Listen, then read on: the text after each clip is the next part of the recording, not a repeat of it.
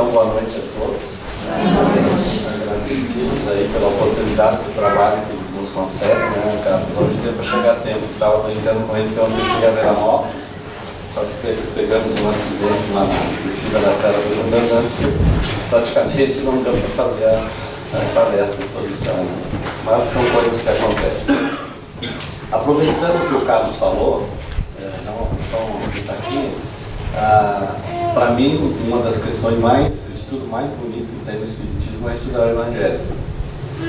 E nós temos, por exemplo, lá na casa, um grupo de estudo que é no sábado, que é praticamente a terceira idade, assim, nós já estamos na terceira, no fim de carreira, como se diz. Nós estudamos o Evangelho das 4 às 5 da tarde do sábado, né? Tem que ser o pessoal da nossa idade, assim, porque os mais jovens provavelmente não iam querer fazer estudo do Evangelho no sábado.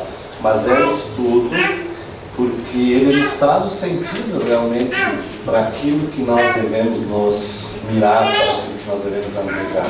Porque se nós tirássemos a questão moral, que é a questão religiosa que o Espiritismo traz, não teria sentido existir o Espiritismo, porque ficaria uma ciência e uma filosofia. E sem a parte moral, que é aquela que nos interessa, que é aquela que faz com que a gente progrida, se melhore, né? Nos ensinamentos de Jesus não teria também muito sentido.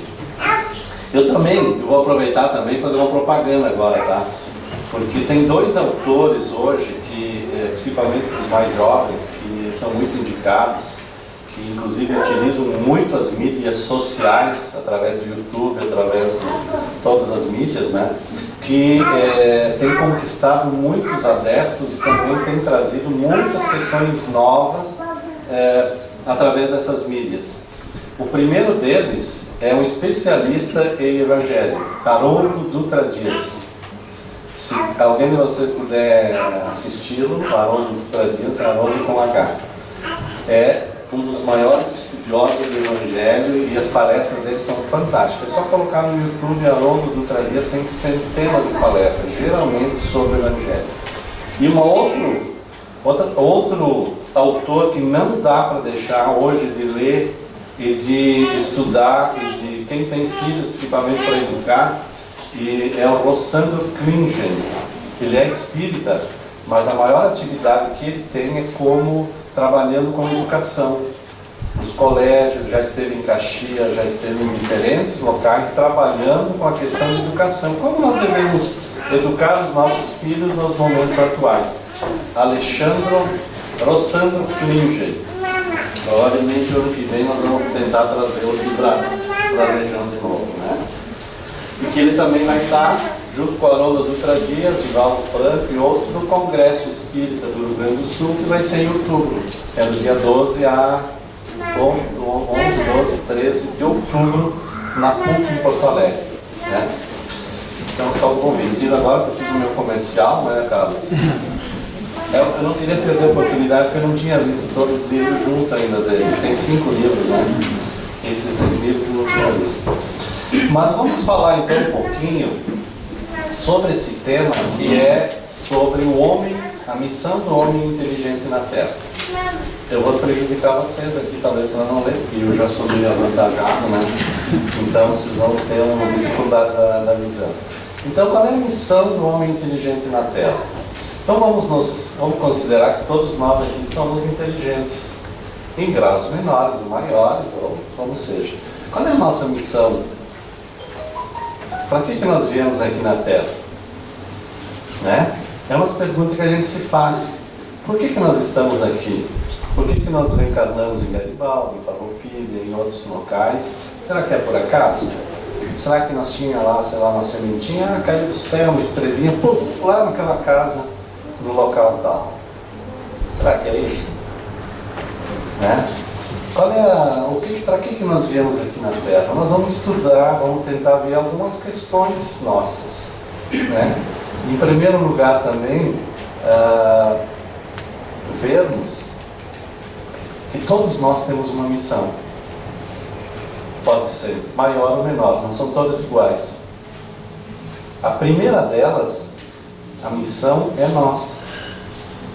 Nós temos uma missão, nós temos um objetivo quando nós reencarnamos aqui na Terra. Esse primeiro objetivo é nós nos transformarmos melhores, para melhores, dentro de uma lei chamada Lei do Progresso, que é chamada as leis morais, em que nós temos a responsabilidade de cada reencarnação procurarmos trabalhar para o nosso engrandecimento moral, que é o engrandecimento espiritual. Por que eu falo isso? Porque todos nós, um dia, vamos nos tornar espíritos perfeitos. Mas aí pode se perguntar assim, mas quando vai ser isso? Bom, vai depender do nosso esforço em todas essas nossas reencarnações que nós temos. Porque não dá para admitir, ou não dá para aceitar, ou vamos pensar que Deus, pela sua bondade, pelo seu amor e toda a sua magnitude, Ele não nos concederia somente uma oportunidade para nós, não é verdade? Imagina que eu, nessa eu pisei na bola. Será que eu não vou ter uma outra oportunidade? Ou eu vou ser castigado eternamente, ou se eu me comportar bem, eu vou sentar do lado de Deus e ficar olhando para Ele, assim, imagina que tédio, né? Todo esse tempo. Gente, nós temos que ter algo a mais por aí, né? Nós mesmos hoje começamos a ver que, poxa, não é por acaso que eu estou aqui, por que eu estou aqui? De onde eu vim? E depois, quando eu terminar essa minha existência, para onde é que eu vou? Onde é que a gente vai? Nós estudamos no Espiritismo que nós continuaremos a nossa vida, continuaremos a nossa existência, né?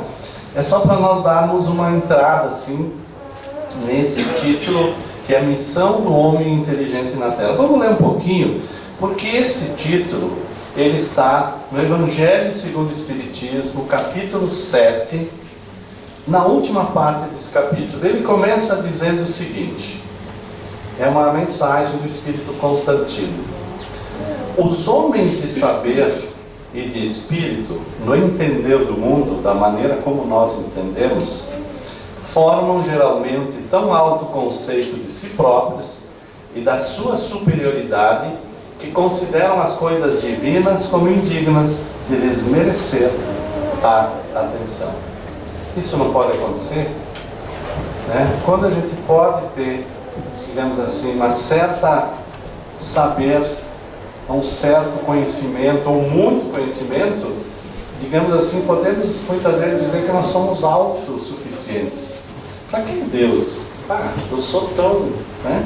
Por que eu vou estar admitindo Deus? Como se fosse algo dessa questão de Deus, ou a questão que ele está dizendo das coisas divinas, como algo que não é necessário, que não é importante para a gente.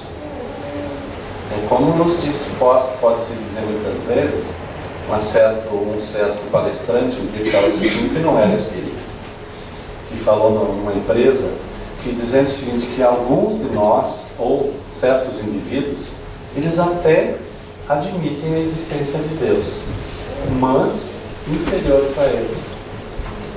Então, portanto, se considerando até muito maiores do que o próprio Deus. Será isso mesmo?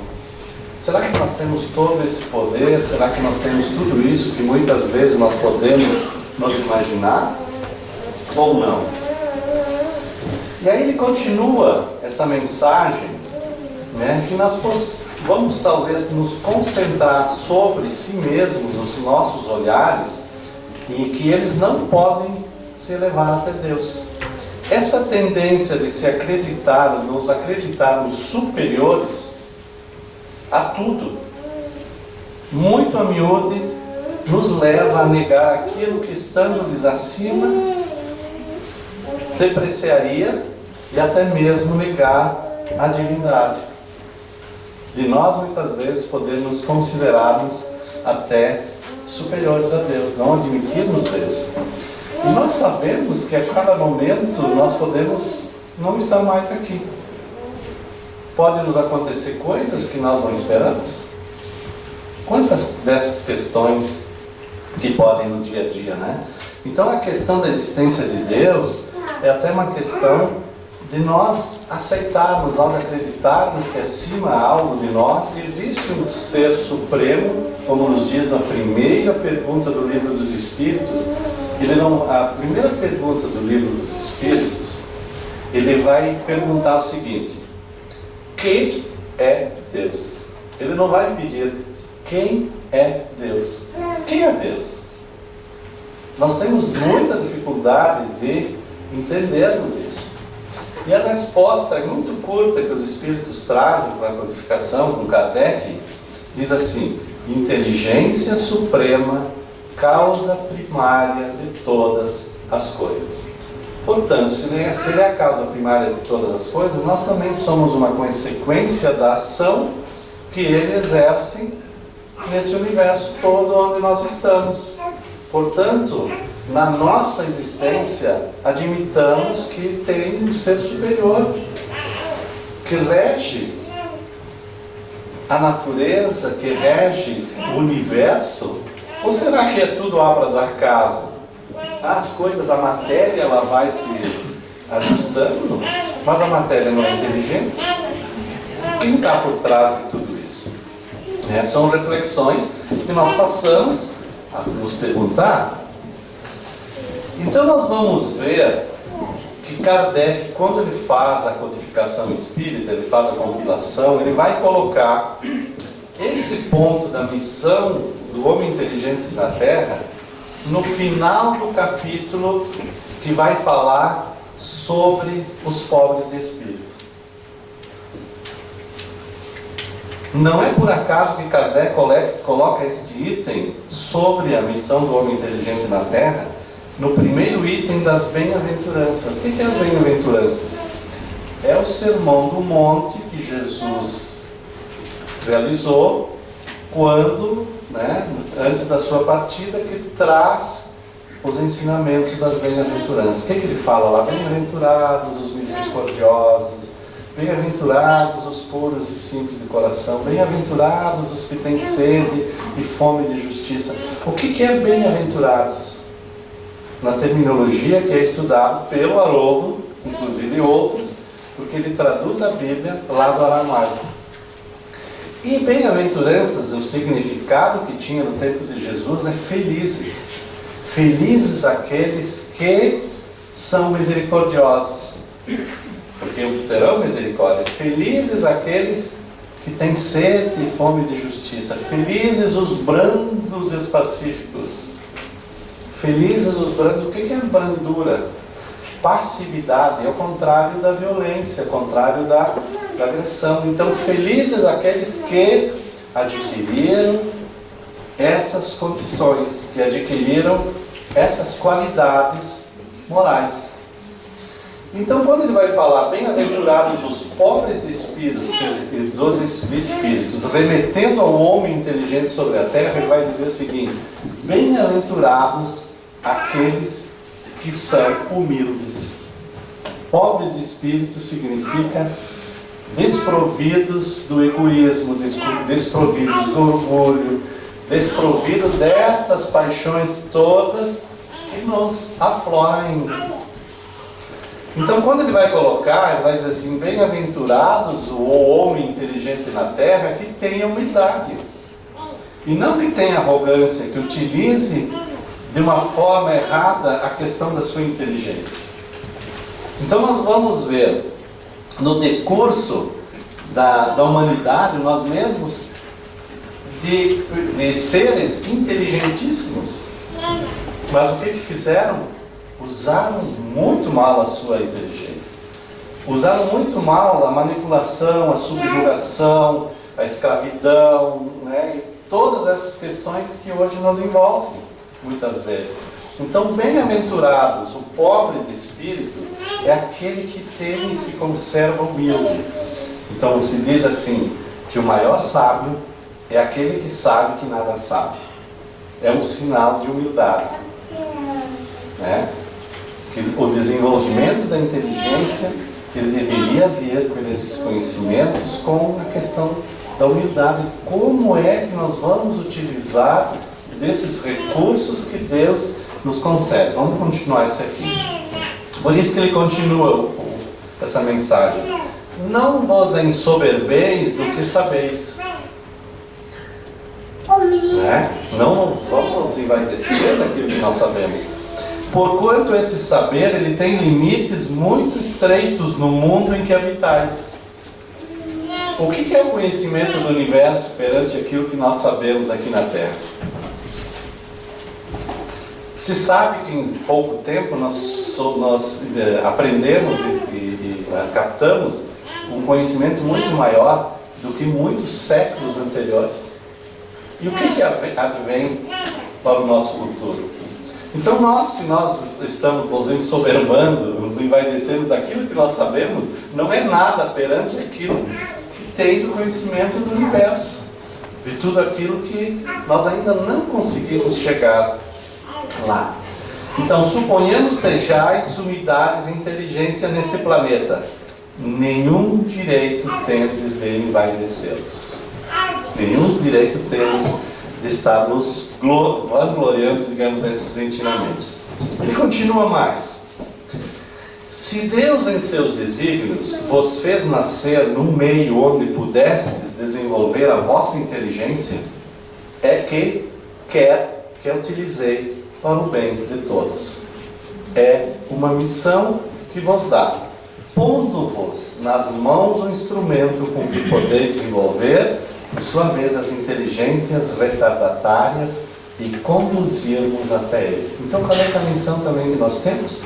É só reter para a gente o conhecimento que nós adquirimos, ou nós poder compartilhar e auxiliar a todos? Porque se nós não tivéssemos a disseminação de todos esses conhecimentos através da inteligência, nós estaríamos ainda no tempo da pedra das cavernas. No tempo da pedra lascada.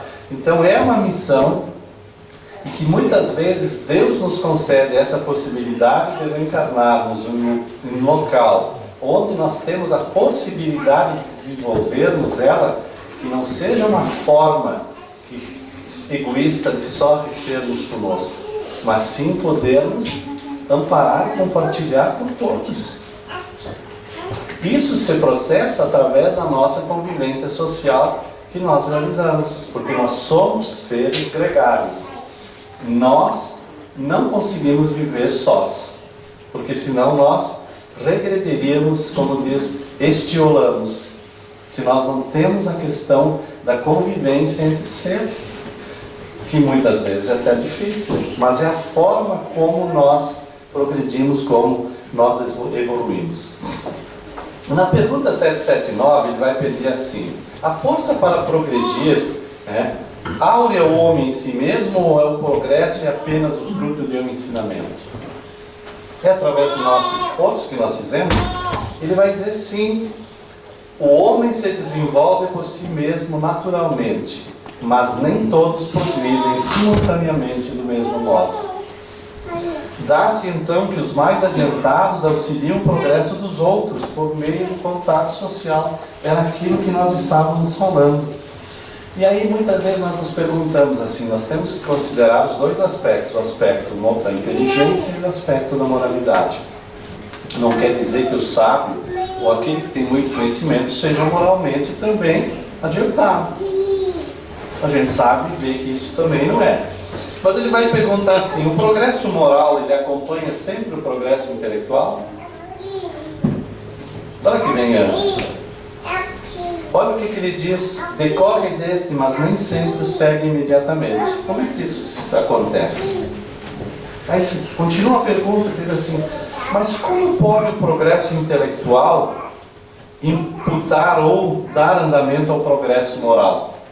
Quer dizer, então ele está dizendo que antes vem o desenvolvimento intelectual, o conhecimento. E é exatamente isso que ele diz. Através do conhecimento e da aquisição que nós temos, ele vai dizer que fazendo compreender o que é o bem e o que é o mal. Porque a partir do momento que nós sabemos o que é o bem e o que é o mal, que é adquirido através do conhecimento, da cultura, dos hábitos, em relação ao nosso próximo, nós sabemos o que é bem e o que é o mal, não sabemos. Se não sabemos, nós podemos só pegar dos capítulos, ou pode ser até lá do tempo de Moisés. Amar a Deus sobre todas as coisas. Faz 3.500 anos que vem se falando isso. Moisés já falava os 10 mandamentos. Amar a Deus sobre todas as coisas e o quê? Ao próximo, amar ao próximo como nós mesmos. Então o que nós estamos dizendo? Que, né? Amar o próximo. Então, o que é essa questão? Então nós já sabemos o que é o bem e o mal. Se eu não quero ser ou sofrer de uma forma alguma, ou ser agredido, ou ser maltratado, uma descortesia de alguém, eu tenho que ser igual. Então, ser tratar o outro como eu gostaria que eu fosse tratado. E aí nós vamos começar a entender, então, que o homem, desde então, com esse conhecimento, e através da liberdade que nós temos do livre-arbítrio, nós vamos escolher entre uma coisa e outra. Por isso que vem antes de conhecer.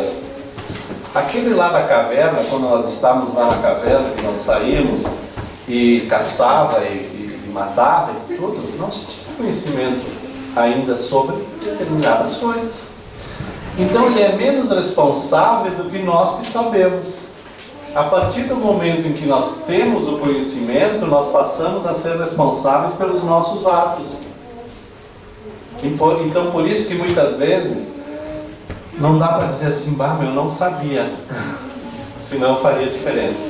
Nós sabemos. Sim, nós sabemos. Nós já chegamos nesse estágio de saber o que é uma coisa e o que é outra, pelo nosso conhecimento que nós temos.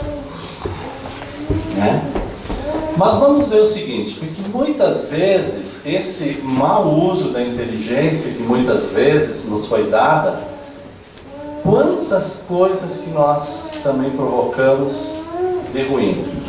Mas, digamos o seguinte, essa questão da inteligência, do conhecimento, nos fez também que nós tivéssemos aqui na humanidade, na própria Terra, um desenvolvimento muito grande. Não tivemos um desenvolvimento muito grande? Em todos os meios, as maneiras, através das telecomunicações, através da ciência, da medicina, da informática, quantos progressos nós tivemos através exatamente do desenvolvimento da inteligência adquirida por nós, terráqueos, digamos assim. E tem um livro, então, depois eu vou mencionar do Raul Teixeira, que ele vai falar algumas questões, que é o seguinte, que a gama de conquistas do mundo material, ele tem um sentido no plano da divindade. Não é por acaso que existiu todos esses avanços no aspecto material. Qual é o objetivo que é no plano divino? Ele traz tanto o Espírito Camilo, com o Raul Teixeira, como a Joana de Ângeles, através de Divaldo Franco, fala a mesma coisa. Ele diz assim: quanto menos tempo precisa ser gasto para o serviço doméstico, para os labores nas fábricas ou nos escritórios, mais tempo a pessoa terá para se ocupar das questões espirituais da sua vida. Este seria o grande objetivo que tantas facilidades chegaram até nós. O que nós fizemos com o tempo todo que nos foi dado, que nos foi concedido, e que é só lembrar, né? Quem é um pouquinho mais antigo sabe quanto tempo se levava, se utilizava para muitas questões. Primeiro que nós não tinha carro, nós andava a cavalo, né? Para vir de Farroupilha a Garibaldi, quanto tempo levava? Meio-dia, mais ou menos, né? Para lavar roupa, para fazer comida, para poder conservar os alimentos. Podemos tentar lembrar de muitas coisas. Lá na minha irmã tem ainda um ferro de passar, que a minha mãe usava. Minha mãe teria 100 anos. Alguém já viu aquele ferrinho? Que botava a brasa dentro? Primeiro tinha que acender o fogo, né? Não é verdade? Olha, gente, quanta coisa, né? Quanto tempo que se levava assim, quanta máquina de lavar roupa, assim, né? E tudo isso tinha o seu objetivo, essas facilidades que nós temos, digamos assim, no projeto divino, deviam ter pensado assim, poxa, o povo não tem muito tempo para estar se dedicando a alguma coisa, vamos dar umas facilidades, assim, porque talvez eles possam começar a se ocupar com algumas outras coisas. Será que nós nos ocupamos com as outras coisas? A facilidade da vida material, ela chega ao mundo a fim de que as pessoas tenham mais tempo de se dedicar às verdades do ser eterno. Quanto tempo nós dedicamos para nós, como seres espirituais, como almas que não morremos? E quanto tempo nós dedicamos para as nossas questões materiais? Não precisa responder. Dá para calcular. Começando pelo tempo que a gente dorme, pelo tempo que a gente faz isso, pelo tempo que a gente faz aquilo, pelo tempo que a gente assiste a TV, e assim não vou nem entrar nos detalhes. Então o grande problema, essa é uma frase que me marca muito, e marca há muitos, é uma frase do Emmanuel, mentor espiritual do Chico Xavier, e um dia desse eu gravei e fotografei isso. O Carlos acho que já foi lá no Bezerra de Menezes, em Caxias. Está escrito bem grande assim. Nunca mais esqueci disso. O que mais aflige o espírito quando ele desencarna é ele recobrar, ou ele ter a consciência lá no mundo espiritual do tempo que ele perdeu quando ele estava encarnado aqui na Terra. É nós chegarmos lá e dizer assim, quanta coisa que eu podia ter feito, meu Deus, e eu não fiz. Foram escolhas que eu realizei. Quantas coisas que eu podia ter feito de visitar o meu vizinho que estava precisando, que estava doente, mas eu tinha novela das 8 para assistir. Teve um tempo que começou das 6, das 7, das 8, das 9, tinha novela das 10. As mídias televisivas, todos, nada contra, e cada um tem a liberdade de fazer o que quer na sua própria vida. Mas tem coisas que muitas vezes a gente tem como dever, pelo que a gente aprende, ser alguém e levar essas questões. Então a televisão e muitas coisas só pegam aquelas coisas que nós já estamos propensos para isso. Cara, vamos ficar em casa assistindo aí. Eu lembro da minha sogra que começava às 6 e até às 10 da noite assistindo novela lá. Você não quer ler um livro? Eu não consigo ler. Então vamos ler só uma frase, não dá para ler uma frase? Não consigo ler uma frase. Então o maior drama, digamos assim, que nos sucede conforme Emmanuel.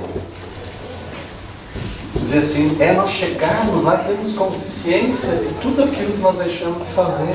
E nós podemos aqui na Terra também ter isso. Nós estamos chegando, o tempo vem vindo, quando a gente nota já está lá. Né? O cartãozinho de estacionamento que dá para estacionar num lugar, né? Depois de 60, e já chegando. Nós não somos eternos aqui na Terra, mas a importância que nós temos. Então a vida que nos foi trazida, que foi dada ao homem essa inteligência de desenvolver tantas coisas, teve um objetivo que está em tempo para todo mundo. Então o que ele diz no Espírito do Caminho? Eu não sei se vocês têm esse livro, é muito legal esse livro, para uso diário, depois eu vou colocar. Ele diz assim, o que vem ocorrendo, contudo, é que no lugar dos serviços não feitos, porque a máquina do progresso substituiu, a pessoa passa a se fixar mais tempo na frente das teles, da TV, dos vídeos, dos jogos, do Facebook, do WhatsApp, do lazer, das viagens, do shopping. Vamos ser sinceros para nós. O nosso problema é tempo? Não precisamos responder. Eu sei. Aliás, eu procurei ser. E perco muito tempo. O Divaldo Pereira Franco, que é aquele escritor que já psicografou quase 200 e poucos livros, ele trabalhava, todos eles, o Chico também, trabalhava até ele aposentar, ele era do Ministério da Agricultura de Minas Gerais. Eles dormiam de 3 a 4 horas por noite. E o Chico Xavier psicografou 400 livros. Aí eu fiz um cálculo, eu peguei os 400 livros, multipliquei o número de páginas, chegamos a tantas páginas e dividi pelos dias que ele foi médium, 70 anos de mediunidade. Não é nada absurdo. Não é nada absurdo, eu não lembro qual é esse cálculo que eu fiz. Só que tinha uma coisa que ele fazia. Todos os dias ele psicografava e ele escrevia. E com isso ele psicografou 400 livros. Foi problema de tempo? Né? Então, muitas vezes, a nossa inteligência de tudo aquilo que nos foi dado, e nós estamos nos esquecendo de nós mesmos. Teve um filósofo, numa época, que disse assim, que, eu não lembro o nome dele, mas se pesquisar na internet é meio complicado. Ele diz assim, que nós, humanidade, há um tempo atrás, perdemos o endereço de Deus. Não sei, não é nem o espírito que está falando, é um filósofo.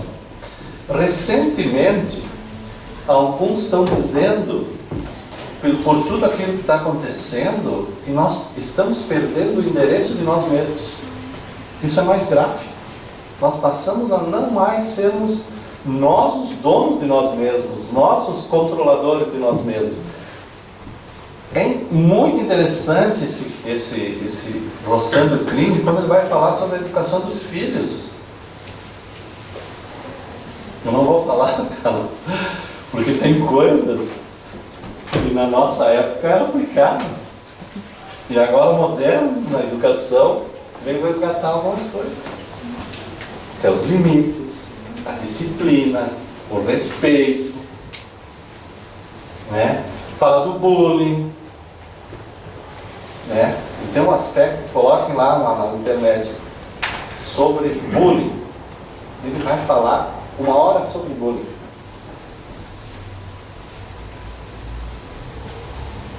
Quando eu estudava aqui em Garibaldi, eu tinha um apelido. Ninguém sabe, eu já te falei isso. Eu estudei aqui, porque eu morava não muito distante daqui. O meu apelido era Verde. Olha que tem um apelido verde, né? Sabe por que era o meu apelido verde? Como minha família era pobre, não tinha muitos recursos, eu só usava uma camisa, que era uma camisa verde, bem próxima dessa. Então, chegava em casa, minha mãe lavava a camisa, aí no outro dia eu usava a camisa e as gurias, e todo mundo dizia assim, o verde, quem é que é o Hermes? Ninguém me conhecia por Hermes, era verde. Era no Santo Antônio, viu? No entanto, eu nunca tive complexo por ter me chamado de verde. Eu dava risada. Agora, se eu tivesse levado a sério com eles, até hoje, eu acho que eu estava complexado. Então, meu apelido aqui era verde, porque eu só usava uma camisa verde. Eu acho que tem uns 3 anos estudando com a mesma camisa, não tinha outra. Era bullying, gente. Chamar de verde, né? Não é verdade? Né? Então, só estou brincando, vamos fazer esse relax aqui para a gente ver, né? Então, o que nós estamos fazendo com o nosso tempo? Pouca ou quase nenhuma atenção nós estamos dando ao nosso espírito imortal.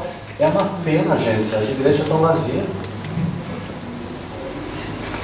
Vamos um dia, lá em Farroupilha é 10 da manhã. Há 30 anos, antes, quando eu era católico, até os 30 eu era católico, depois eu me tornei espírita, as igrejas estavam lotadas de gente. E eu era até coroinha. O pessoal ia, o jovem ia. Por que nós estamos com tanto problema psicológico, tanto médico?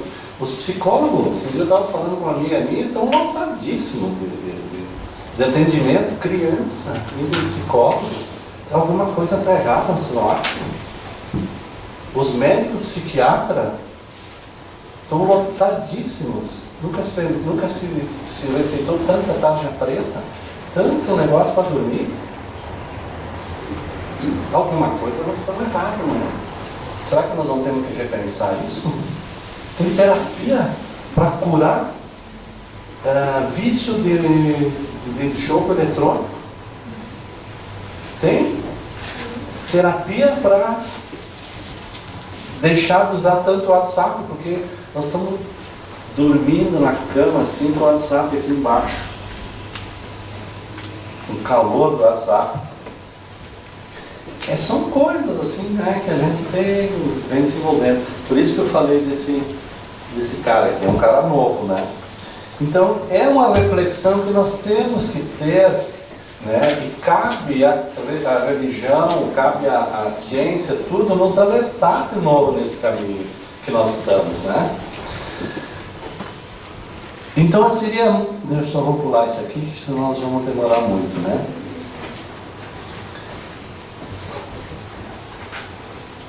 Os povos mais inteligentes, eles eram os povos mais moralizados?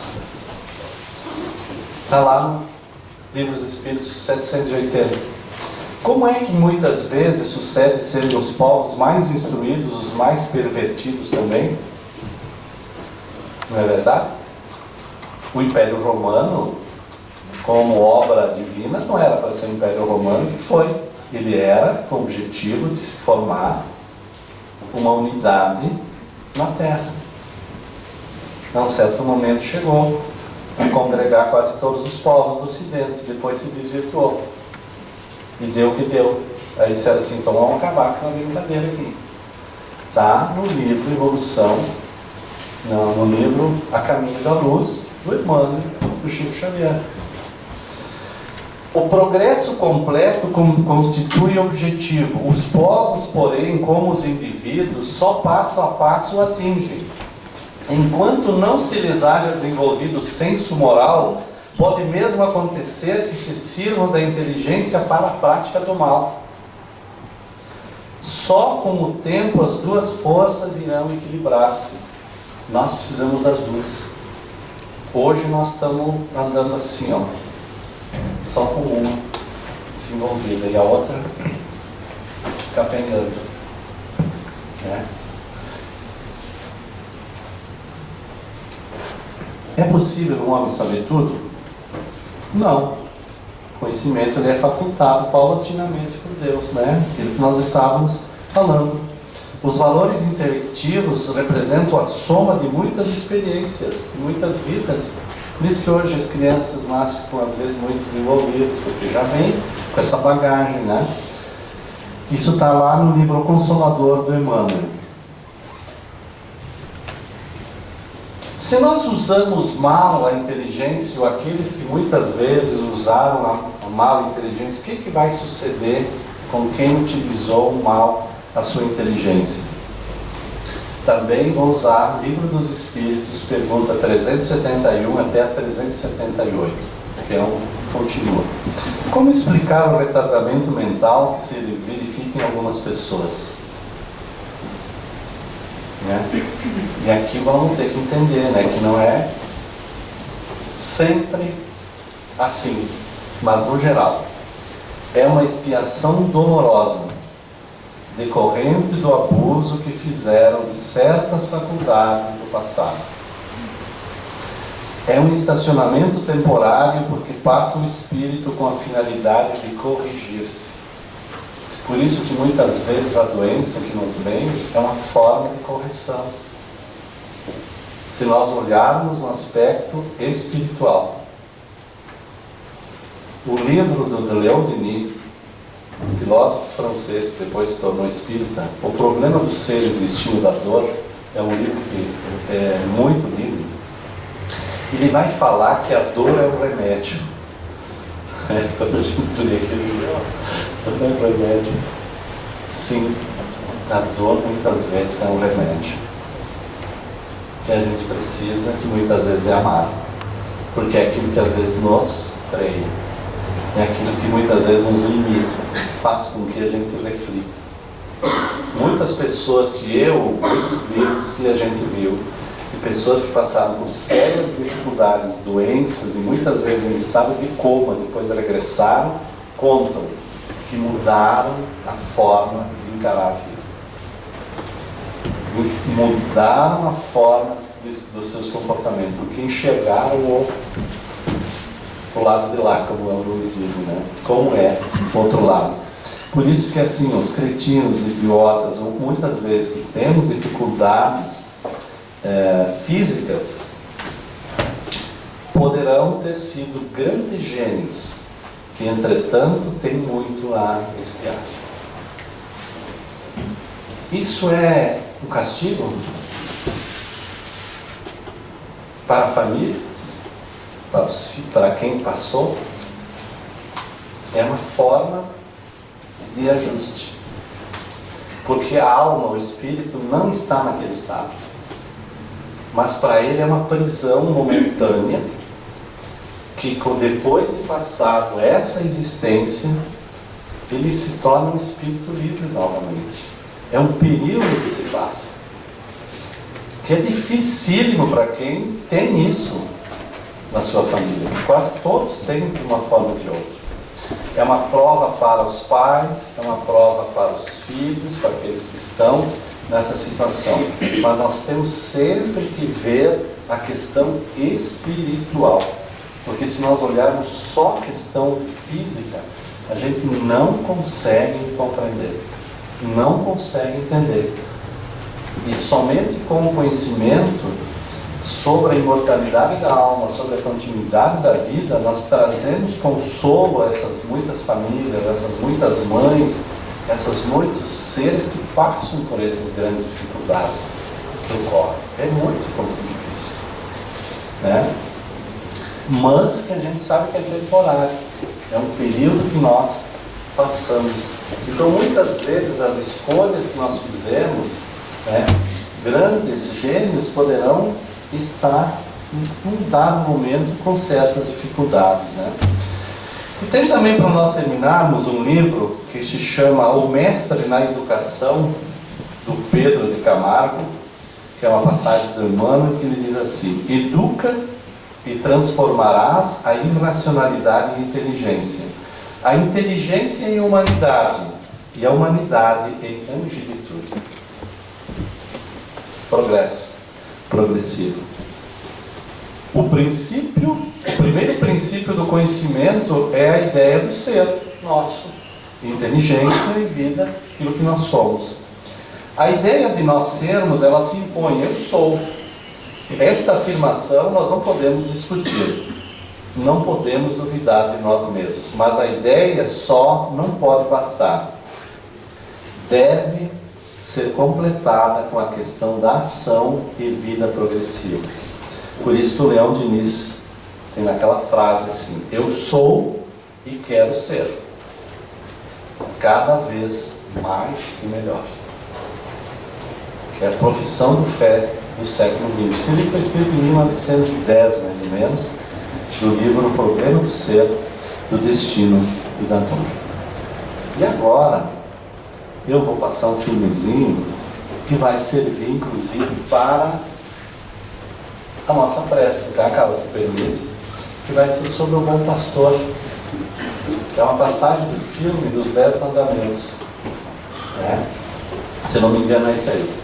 Que ele vai, não sei se vocês já viram esse trechinho, mas vamos ver, que ele vai passar, e isso vai servir como a nossa prece de encerramento, né, que nós podemos também, eu acho que o som tá bom, não? Hã? Não, ele tá... Na verdade vos digo que aquele que não entra pela porta do curral das ovelhas, mas sobe por outra parte, é ladrão e salteador. Aquele, porém, que entra pela porta é o pastor das ovelhas. A este o porteiro abre e as ovelhas ouvem a sua voz. E chama pelo nome as suas ovelhas e as traz para fora. E quando tira para fora as suas ovelhas, vai adiante delas. E as ovelhas o seguem, porque conhecem a sua voz. Mas de modo nenhum seguirão o estranho. Antes fugirão dele, porque não conhecem a voz dos estranhos. Em verdade vos digo que eu sou a porta das ovelhas. Todos quantos vieram antes de mim são ladrões e salteadores, mas as ovelhas não os ouviram. Eu sou a porta. Se alguém entrar por mim, salvar-se-á. E entrará e sairá e achará pastagens. O ladrão não vem senão a roubar, a matar e a destruir. Eu vim para que tenham vida e a tenham com abundância. Eu sou o bom pastor. O bom pastor dá a sua vida pelas ovelhas. Mas o mercenário e o que não é pastor, de quem não são as ovelhas, vê vir o lobo e deixa as ovelhas e foge. E o lobo as arrebata e dispersa as ovelhas. Ora, o mercenário foge porque é mercenário e não tem cuidado das ovelhas. Eu sou o bom pastor. Eu conheço as minhas ovelhas e das minhas sou conhecido. Assim como o Pai me conhece a mim, também eu conheço o Pai e dou a minha vida pelas ovelhas. Ainda tenho outras ovelhas que não são deste aprisco. Também me convém agregar a estas se elas ouvirão a minha voz. E haverá um rebanho e um pastor. Por isto o Pai me ama, porque dou a minha vida para tornar a tomá-la. Ninguém me tira de mim, mas eu de mim mesmo a dou. Tenho poder para a dar e poder para tornar a tomá-la.